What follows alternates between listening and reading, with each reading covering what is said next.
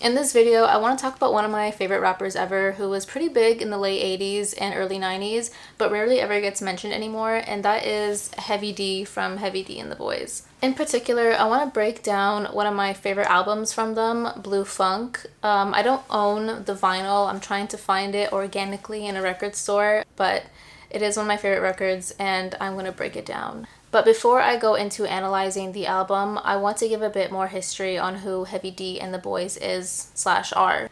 Formed in 1986, Heavy D and the Boys were a hip-hop group formed by Heavy D and were the first group signed to Uptown Records. The group originally was comprised of Heavy D, who was the lead rapper, and vocalist/background dancers G-Wiz, Trouble T. Roy, and DJ Eddie F. The group was popular throughout the late 80s and 90s and was famously known for merging hip-hop with the new Jack Swing movement, creating R&B hip-hop dance tracks that were perfect for radio play and had them constantly in the charts. Heavy D achieved popularity very quickly because he was very genuine and authentic. He was one of the first big rappers before Notorious B.I.G., Big Pun, and Rick Ross. He used his big build as an asset rather than something to hold him back. Heavy D thought that no one would want to sign him or listen to him because he was a fat rapper, but he proved that he can bring more to hip-hop than just his size. He was unique, had a great flow, and was a fun, charismatic MC that a lot of audiences and other rappers genuinely enjoyed. His and the group's authenticity and solid albums helped raise them to mass popularity, even appearing in numerous 90s sitcoms and commercials. Heavy D and the Boys have a really interesting story about how they got started. To no surprise, the group all grew up in New York when hip-hop was rising as a popular genre. Heavy D and his neighborhood friends, G-Wiz, Trouble T. Roy, and DJ Eddie F., who became known as the Boys, would begin to perform at parties as a rap group and make demo tapes using $1,500 that Heavy D won from gambling at a casino. Eventually, Heavy D and the Boys were able to score a record deal with one of the newest up-and-coming labels at the time, Uptown Records. Their music was discovered by Def Jam's Andre Harrell, who wanted to start Uptown Records as a label that brought in artists that could split between hip-hop and R&B, as most radio stations back then only played one genre or the other. After discovering Heavy D, Harrell immediately fell for his talent and charisma. Harrell signed the group to his label, making them the first group to release an album under Uptown Records. Their first album, Living Large, was released in 1987. If you're somewhat familiar with any 80s rap, you may know their popular single, Overweight Lovers in the House. In 1989, they released their second and best performing album, Big Time. Amid all these releases, singles, and hits, Heavy D, being the central act of the group, began to stand out on his own and featured on other artists' songs, such as Michael Jackson's Jam, bringing his own style and influence to numerous tracks. Coming from a Jamaican background, Heavy D integrated a lot of his cultural roots into his rapping style. You can hear a lot of reggae or dancehall influence throughout their albums and throughout his features. This helped audiences recognize his unique style and pick him out from all the up-and-coming rappers at that time. Even though a lot of his work and albums were released in the late 80s and early 90s, until this day, I don't find his raps to be corny or dated. They still sound really clever and witty. As mentioned before, Heavy D and the Boys' popularity stemmed from their unique sound and approach to hip-hop. Rather than sticking to a formula, the group combined R&B, hip-hop, New Jack Swing, and reggae, thanks to Heavy D's Jamaican roots, to create their own unique sound that separated them from other popular rap groups in the late 80s and early 90s. The group's non-compliance to assimilating to what late 80s and early 90s hip-hop sounded like, so political and gangster rap, was really refreshing and different, and landed them constant radio play that skyrocketed them to fame. You could easily say that Heavy D and the Boys gave audiences a sense of relief and a break from all the aggressive hip-hop groups and content at that time. Heavy D and the Boys were notoriously known for making safe rap, meaning their albums and songs were able to reach commercial success and radio play because they never swore or used any profanity in their albums. Instead, they used storytelling methods with double meanings and innuendos to communicate more explicit and less PG themes in their songs. This was a double-edged sword for the group because given that they were active during the political and gangster rap era, they got a lot of flack and criticism for not being hip-hop enough, even sometimes being called pop rap, which Heavy D heavily resented. When his music was compared to pop rap in an interview with Los Angeles Times, Heavy D responded with, "Are you kidding? I'm not one of those pop guys. That's for wimps like Vanilla Ice. I aim my music at the hip, black, hip-hop audience." He continued by explaining his approach to hip-hop. Pop rap is accessible to kids, but it doesn't have much meat. It's too mild, like iced tea. Hip-hop rap has substance. It's not quite hardcore street, but it's not bland. In my kind of rap, I like to make these statements, like rapping sexism and paying tribute to black women or raising the consciousness of kids about the ghetto. Making these statements and being heard, that's one of the best things about being a rapper. This is true and exactly why I don't consider Heavy D and the Boys to be pop rap at all. Even though the beats and sounds on his albums could be classified as dance music, Heavy D's lyrics had sustenance and meaning, and his raps never felt shallow. These aspects equated to a winning formula that made himself and the group reach major popularity. Heavy D also contributed a lot to the whole world of hip-hop. You might know his cousin Pete Rock, who produced many songs for Heavy D and the Boyz. Heavy D motivated and pushed Pete Rock to pursue beatmaking and would soon release, with CL Smooth, their 1992 album Mecca and the Soul Brother, featuring one of their most popular songs, TROY, which was a tribute song to Heavy D and the Boyz group member Trouble T. Roy after his passing. Heavy D also brought in P. Diddy to the music industry. Apparently, a young P. Diddy followed Heavy D everywhere and essentially loved him, so Heavy D brought him in as an intern at Uptown Records, getting him his start in the music industry. But given all the crazy shit that has been exposed about P. Diddy, for the past decade, I'm not necessarily sure if this was a good thing, but you can't deny the influence that P. Diddy had on the music industry and hip-hop as a whole. So technically, I guess we should be thanking Heavy D for this. Nonetheless, Heavy D and the Boyz were immensely popular and influential. Their unique style and addictive and fun songs were compelling and exciting and made them one of the most biggest groups of the late 80s and early 90s. So what happened? It seemed like Heavy D and the Boyz were very popular and were constantly in the charts. However, in a tragic incident in 1990 while on tour with Public Enemy, one of their members, Trouble T. Roy, got into a serious accident that led to his death. Given that Heavy D and the Boyz were all friends who knew each other since they were kids and grew up in the same neighborhood, Trouble T. Roy's death clearly impacted the group, lowering their morale. Nonetheless, the group still continued making music and released their third album in 1991 called Peaceful Journey, which received a bit of criticism due to its heavy R&B and New Jack Swing-oriented sound. Heavy D explained that the process for making Peaceful Journey wasn't easy, as he was still processing a lot of grief from Trouble T. Roy's passing and his own brother dying just a year before. Shortly and unluckily after, the group faced another major traumatizing event when 9 people were killed in a crowd rush at an AIDS charity fund basketball game organized by Heavy D and P. Diddy. You can read and learn more about this event. It was famously called the City College Stampede, and it was brought up again after the whole Astroworld thing, and actually has some documentaries and films based off of it. The group pressed on and released Blue Funk in 1993. Afterwards, the group released one more album for a total of 5, until it seemed that Heavy D was moving into a new stage of his career. He went on to appear in television series such as Living Single. He also appeared in different movies such as The Cider House Rules, and reached a pinnacle point in his acting career, appearing in Lawrence Fishburne's play Riff Raff. So basically, there was no dramatic ending to Heavy D and the Boyz. Since the group itself was formed and led by Heavy D, the trajectory of their career depended on him, and since he was delving into other endeavors, and successfully so, the group simply just fizzled out. Heavy D moved on to acting, he did Broadway, he became one of the first rappers to be the head of a major music label, Uptown Records, he brought in P. Diddy, he signed Jodeci and Mary J. Blige, and just focused on being a music exec. So eventually, Heavy D and the Boyz were no more.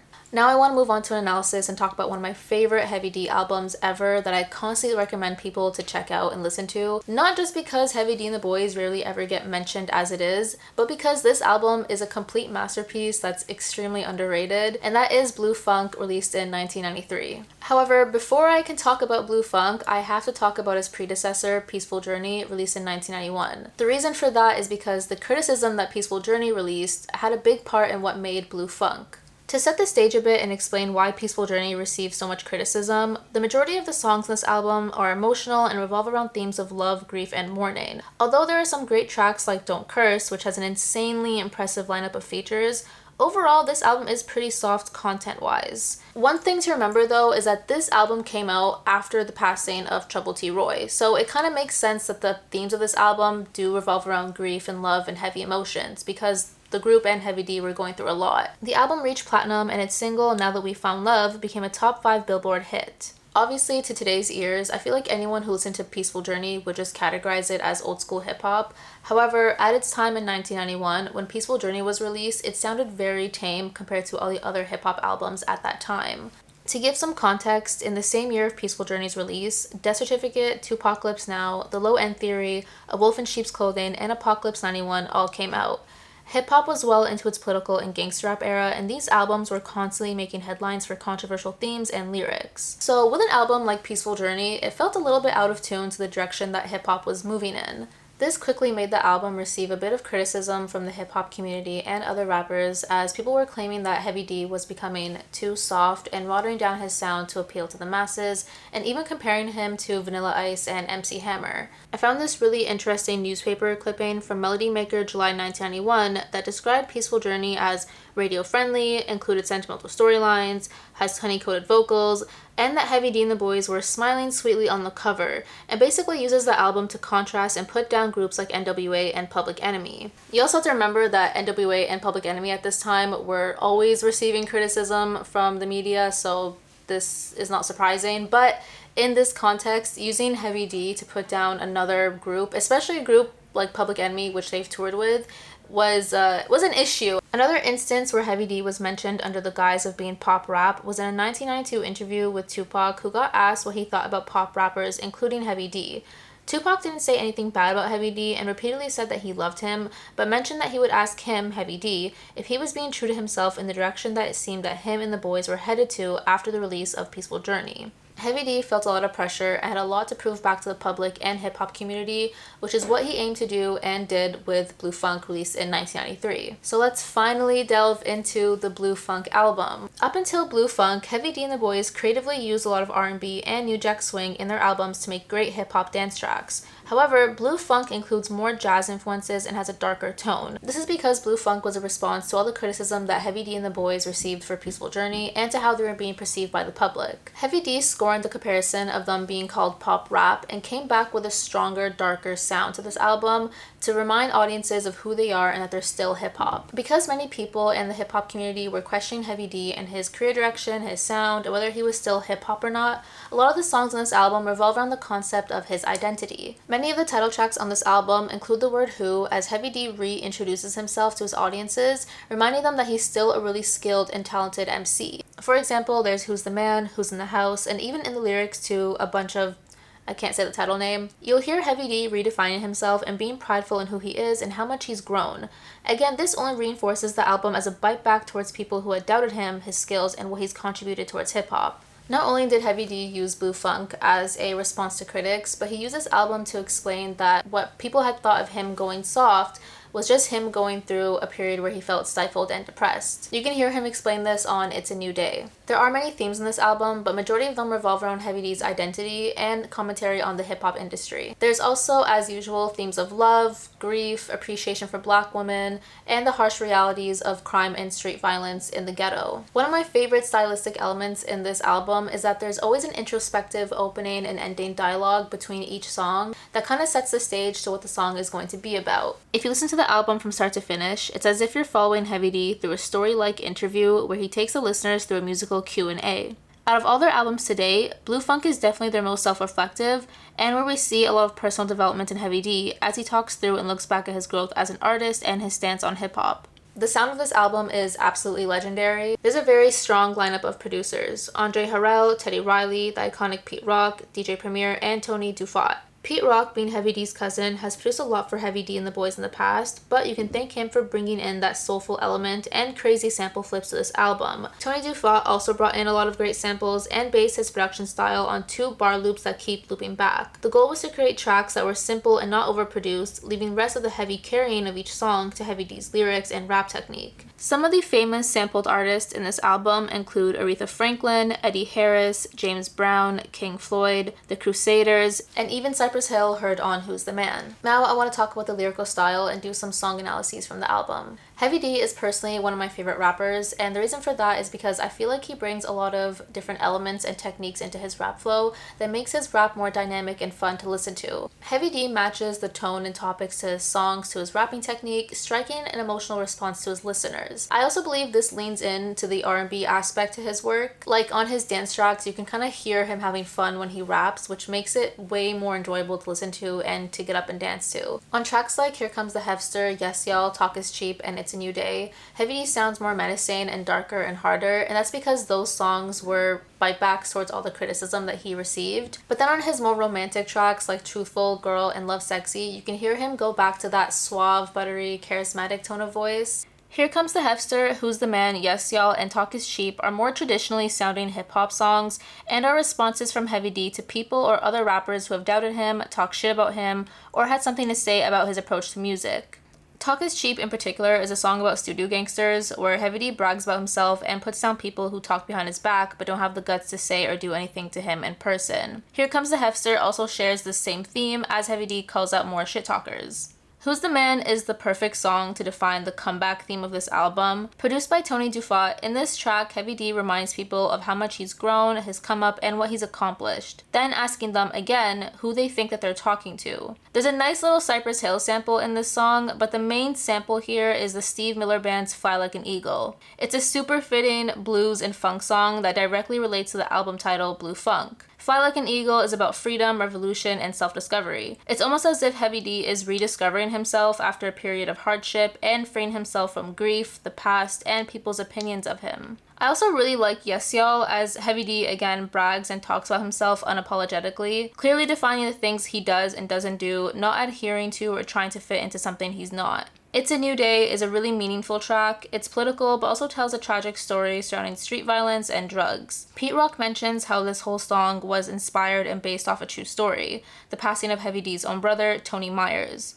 There are also a handful of love and romance tracks like Truthful, Girl, Love Sexy, and Slow Down. One thing I really love about Heavy D is that he had a respectful way of talking and rapping about women and love in his songs. At a time where gangsta rap was very popular, rappers were adopting a more aggressive and misogynistic tone towards women and their relationship struggles. Heavy D, however, had a more respectful tone and a lot of pride and love for women, especially black women. It's really important to point that out because Heavy D was particularly prideful in how much he loved black women, which is really a good thing because black women were always at the end of the stick when it came to how other rappers would refer to or rap about them. There are also a lot more fun and exciting tracks as well. My all-time favorite song from Heavy D is the title track Blue Funk. This song is a quintessential Heavy D song where you get to see not only how great his rap technique is, but how witty, charming, and fun his lyrics are. In this song specifically, I compared Heavy D to Dr. Seuss. I mean, if you look at the lyrics, you might think that way. Like, it's not hate or anything, I just thought the rhyming to be really fun and almost like